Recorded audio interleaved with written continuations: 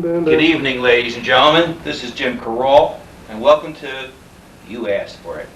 Tonight we're going to take a trip, as we do every week, into the homes of various peoples that you would not ordinarily have an opportunity to visit. Tonight our guest has asked that we travel to a little town on the East Coast in New Jersey. It's Summit, New Jersey, and the year is 1938, March 21st, in the year of our Lord. Tonight we're going to be visiting the birthplace of Leonard Lombardo. We have had many requests for this, but we've kept it to this time of the year towards the holiday season. So, welcome tonight, and we will shortly begin our trip. Ladies and gentlemen, we're here at this rural community. I'm sure you can all hear the wonderful cardinals in the background and the swallows and a couple geese. It all began in 1907 when Coladro Lombardo touched on the shores of the United States. He was processed through Ellis Island. He was an immigrant from Sicily, Italy, and he came first to Brooklyn, then Pittsburgh, I believe the record indicates, and then he eventually came to Summit, New Jersey, where his Goomba, Andre Genualdi, where he worked with him in the various skills of artistries, of masonry and what have you. Did you do that? Mm-hmm. All right, Jim, could you sort of focus in on that left picture window there? That's the room in which the birth took place of Leonard Lombardo. Can we walk up to the house now, Jim? Let's go. This was the Great Barber. You can see it up over the up ahead. It was together. This is the Great Barber, where the father of Angelina Pizzuto, mother of Leonard Lombardo, used to get the grapes for his wine. There's a little funny story, which is a true story. Hold right there, Jim, for a minute. His grandfather used to consume a gallon of wine a day. That was Mike Pizzuto. And he'd fall asleep underneath this Great Barber right here. And one evening it started to pour, and his wife, Mary, called, Mike, it's raining. He said, shut the hell up and leave me alone. And he spent the whole evening right here. He was a great old man. Never hurt anyone. Just like a little bit of sauce every once in a while. Okay, Jim, let's go a little bit further. Right here is the room I was talking about before, Jim. Jim, now can we go into the house here? Jim? This is a two-family house, and you have the upstairs apartment, as you can see as you go up the steps here. And off to the left right here is the bedroom, at which this is the room where Leonard was born. Okay, Jim, you want to get over there? Coladro, when he came to this country, met Angelina. She, by the way, was born in this house also. There are quite a few people who were born in this house, and quite a few were planted from this house. Now, on the year of 1938, in March, it was March 20th. Angelina, believe it or not, you talk about tough women, was out chopping wood when she started to get her labor pains, but that didn't stop her. And on March 21st, Mrs. Genualdi was called from across the street. One of the other Lombardo children went to get her. And she was brought over, and Josephine, who is Angie's first cousin, excuse me for calling her Angie, but take that liberty, that's her name. All her friends call her Angie. Some call her Big Angie. And she came over, and the bed was right in this corner right here. Dr. Mario Della Ragione, also from Italy, was summoned from Newark, and he came. And the beautiful event took place right here at approximately 12:30. I'm not too sure of the facts on that. But it was right here. All the younger children were put upstairs. They were kept upstairs, locked upstairs. And they knew something was going on. And they were looking out the window looking for the stork and all that. They didn't see him. But eventually it was told him that their young famous brother, now famous brother, was born. And as they say, at that time they could tell that there was a great event had just taken place. Okay. Now, yeah, I see it now. Okay, ladies and gentlemen, here we are. Green light on? Yeah, once again we're in front of the house. Right now, this is, by the way, this is Leonard speaking, the father you just heard about, who was born here. And I'm now speaking with my oldest son, Robert. Robert, in case you hadn't been aware of it, just graduated from Penn State on March 17th as a chemical engineer. May 17th, I'm sorry, correction.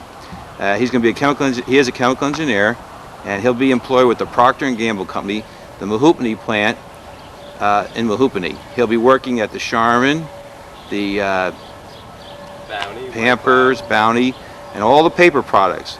And he's done a very good job, and of course he's had a good preparation. We really raised this kid right. His next brother is Tad, and he's also at Penn State.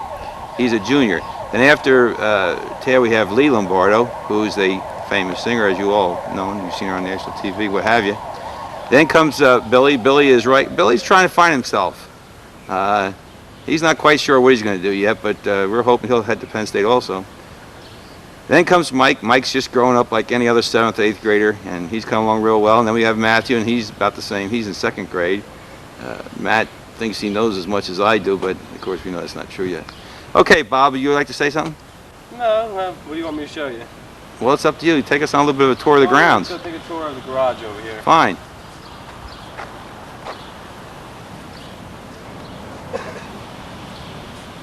This is where we manufacture a lot of our wine. Oh, we're going to the winery. You have to excuse it's a little messy right now.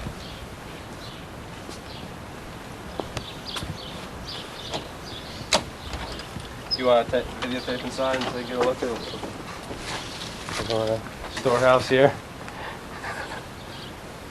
We have a few raccoons that reside up on top, and cats like to come in and out every once in a while. Now, Bob, is it true that the way the legend is that Caladro built this part of the estate? That's what they tell us. We are not really sure exactly.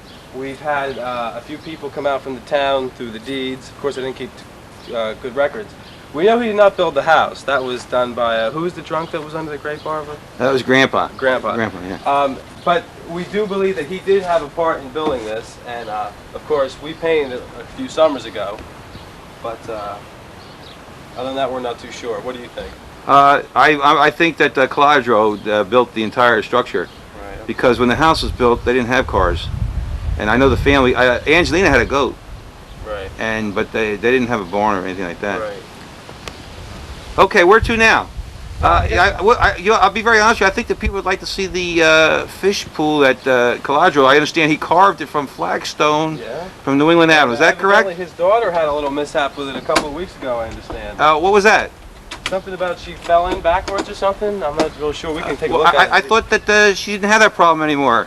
Well, no, evidently she was tasting some of Grandpa's old wine that had down the cellar. And she went out to cut the lawn, evidently, and the old tree had fallen, and she tripped over and fell right in the pool. You know, Bob, that brings an interesting story that I can recall from reading the literatures. About the time one of the individuals went down and tapped some of the sauce that was downstairs. Unfortunately, it turned into vinegar, you know. Right, right. It's a little hard to see the little boy. Where is he? Well, he's over here. His fanny's hanging out on this side, you can see. I think this was knocked over when Miss Jean Lombardo had her accident. I see. Very interesting. Where to now? Would you like to go around the back and see the old chicken coop? Okay.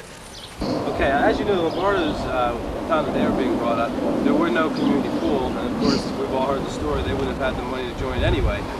So, there was a 55-gallon drum here by this drain spout, and as the rainwater fell in and filled up the drum, they used to take turns getting in and out and swimming and what have you. Must have been kind of dirty at times, but I guess it was better than nothing. If you look back over here, we have a chicken coop, and I think you can tell the story on that. Well, actually, this is the site where the chicken coops were, and this is just a little tool shed that Grampy made. Right. If you look here, we have some excuse me 1 minute, Jim. droppings here. Yeah. Let's come back to that. I just want to say one thing. You know, during the war, when we did have chickens, we also used to babysit chickens for the Stevenses from Short Hills. They would go away in the summer and bring them here, and we'd take care of them. Go ahead now. What was that again, Bob? We just want to take a notice. We have all kinds of species. We have some cat droppings here. I think I might need you to verify. Oh, that's a big one right there. Yeah, it certainly is. Well, thanks for verifying that, Jim. One more thing, Bob. Right about in this area here, Grandpa used to have a chopping block where he would take the chickens with a hatchet and cut their heads off. And we'd never eat the chickens because we couldn't stand it. They were our pets. Didn't he use the manual method? No, Emerson Haynes used to take them in his hands and whip them around like that. Emerson used to eat them, though. Yeah, well, yeah, so did Grampy now, but we kids didn't want to eat them. Right. Okay, where to now? Here's Bob's car. Now, off to the right there, you see the greenhouses. One of them has been torn down. It was torn down by Caladro. Those are the McDonald greenhouses, and the McDonalds go back many, many years. At one time, old Jim McDonald told me, this is Leonard speaking, by the way, about how they used to have the train used to come up over the hill. They had to go get the mules. The train was to start blowing. The mules would have to help pull it up over the hill. That's going back a long, long time. Of course, all the McDonald's just about are deceased now, and it's no longer McDonald's. But I just thought I'd take you out here for those of you that have never been in this area.